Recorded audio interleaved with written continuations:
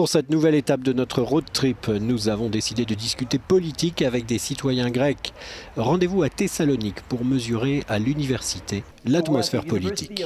Nous voici donc à l'université de Macédoine à Thessalonique. Les étudiants sont censés être en vacances de Pâques, mais nous avons quand même trouvé un cours de sciences politiques. Oui, et nous allons parler aux futurs politologues de ce pays, parler de l'Union européenne et bien sûr des prochaines élections européennes. Les interroger sur leurs espoirs, leurs craintes pour l'avenir et leur demander s'ils comptent rester dans le pays ou partir à l'étranger.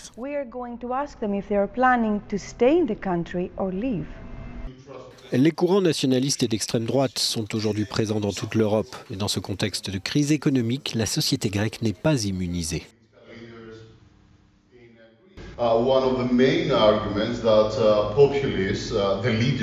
Parmi les principaux arguments développés auprès de leur électorat par les dirigeants populistes européens, il y a cette hypothèse que la mondialisation va démanteler la structure nationale de leurs propres États. Mais maintenant, j'aimerais avoir votre propre opinion sur ce qu'est vraiment le populisme. Je ne suis pas certain que le citoyen européen moyen comprenne bien ce qu'est l'Union européenne. Est-ce un État? Est-ce une organisation? Je pense que nous devons investir davantage pour expliquer aux citoyens européens ce que fait l'Union européenne. En d'autres termes, nous devons légitimer l'Union européenne auprès de ses citoyens, même si nous sommes en 2019.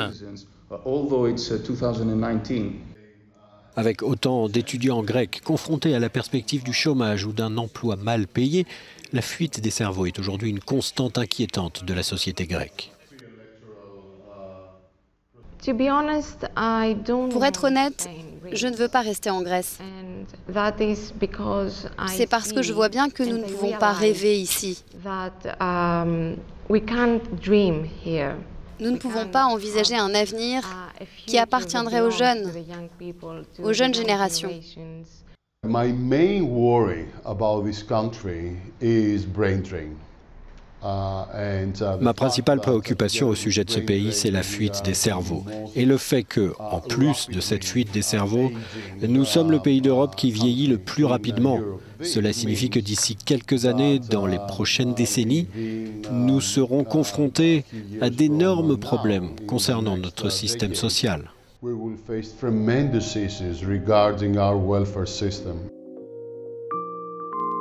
Nous sommes ici en Macédoine grecque, juste au sud de l'ex-république yougoslave de Macédoine, l'État qui porte désormais le nom de République de Macédoine du Nord. À Thessalonique, tout le monde ne s'oppose pas à l'accord récent qui entérine le changement de nom des voisins du Nord.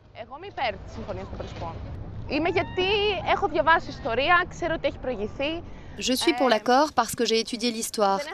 Je sais ce qui s'est passé avant. Je n'appuie aucun parti politique, je n'ai aucune orientation politique particulière.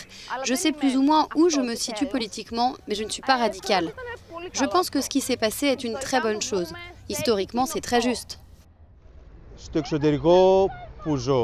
À l'étranger, là où j'habite, tout le monde appelle notre voisin du Nord la Macédoine et les habitants les Macédoniens.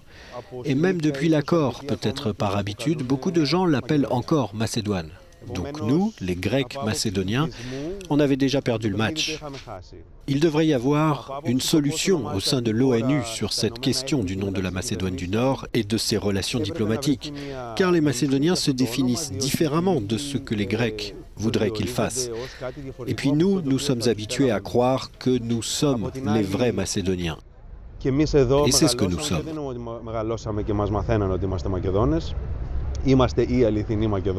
Sur ce, nous remballons notre canapé et allons poursuivre notre périple européen, laissant là les Thessaloniciens qui voteront pour les élections fin mai.